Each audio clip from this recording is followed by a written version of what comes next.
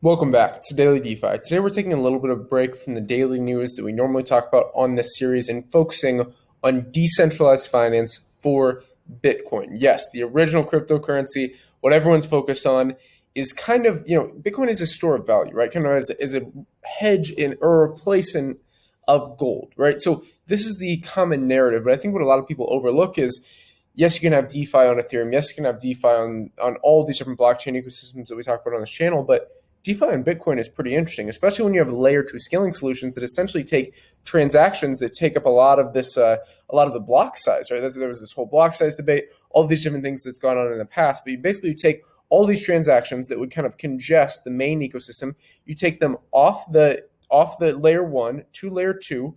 Kind of think about it like a spreadsheet, right? So each block size, right? So each blockchain has a different block size. Number one. So with Bitcoin, one of the major congestion problems is the whole block debate, right? So if you're only reliant on layer one, you have this mass problem. But when you take things off the actual layer one onto layer two, you have the transactions on the layer two, and all of those transactions, think about it like a whole spreadsheet, right?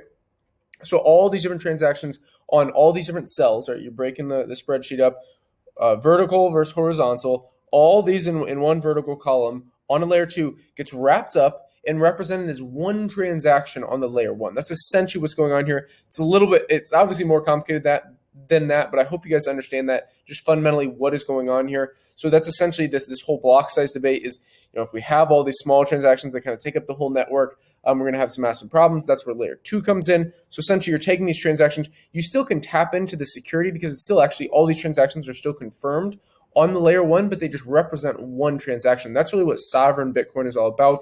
I was really interested when Anthony Pompliano had the top guy from Sovryn on. I'm not sure why they blocked the camera. Isn't this interesting? When I tried to record this first, and now my camera just blocked in general, I guess. But yeah, might as well get rid of this at this point. But I tried to record this first, where I was literally just on Sovryn and their website here, and it's so confusing. I have no idea why they do this.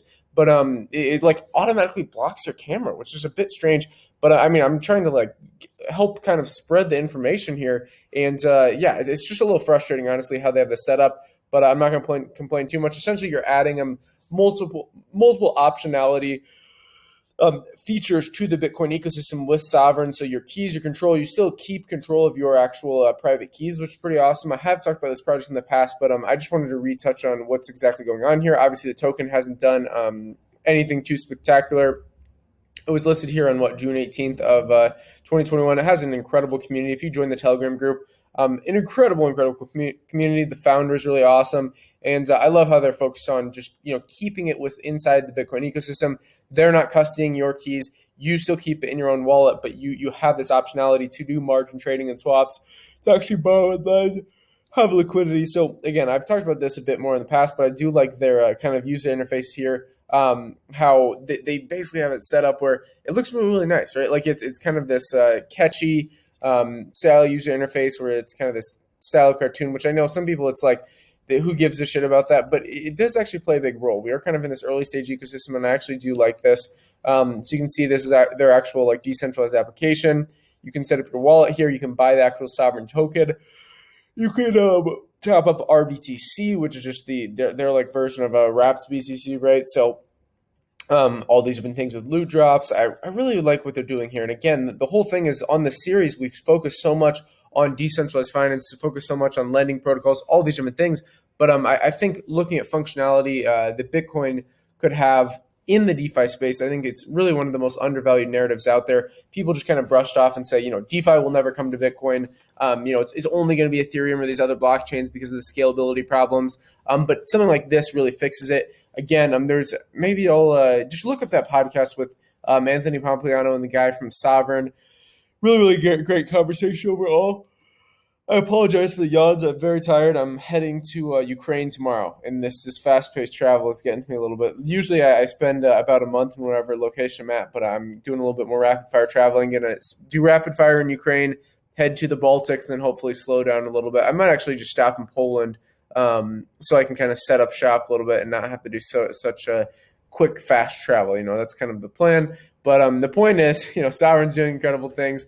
Right around $11.12, down about 18%. at the time of recording this. They don't have the market cap shown, but yeah, that's basically all for this video. Really, really quick one. Just wanted to kind of introduce you guys to this in the past, I think I touched on it, but I didn't actually do a deep dive. So this is just kind of like an intro to a deep dive. The thing that frustrates me again is this whole camera thing. Like, I don't get it, Sovryn. What's going on, man? Like, this is, or what's going on, platform, not man. What is going on here that you guys, I've never been on a website where it does this, where they basically block it. Like, I use Loom as my recording software up here. And just because I did a poll in the past, and people like, when they have like a face, while I'm recording the video. So I'm not exactly sure what's going on, but hey, it's all part of it. Definitely look into Sovryn. I'll have some links down below in the description. But that's all for this episode. If you have any questions on Sovryn, let me know in the comments. Follow us on Twitter at investglobal_IO. You can join the Telegram group, also linked down below in the description. That's all for this one. Again, you can follow us. This is a daily series that we do. Subscribe to the channel to stay up to date. Hit the like button if you enjoyed the video. I apologize for the shift in no camera. I apologize that I'm a little tired while recording this, but that's all for this video. Again, like, subscribe button, all, invest global, and until next time.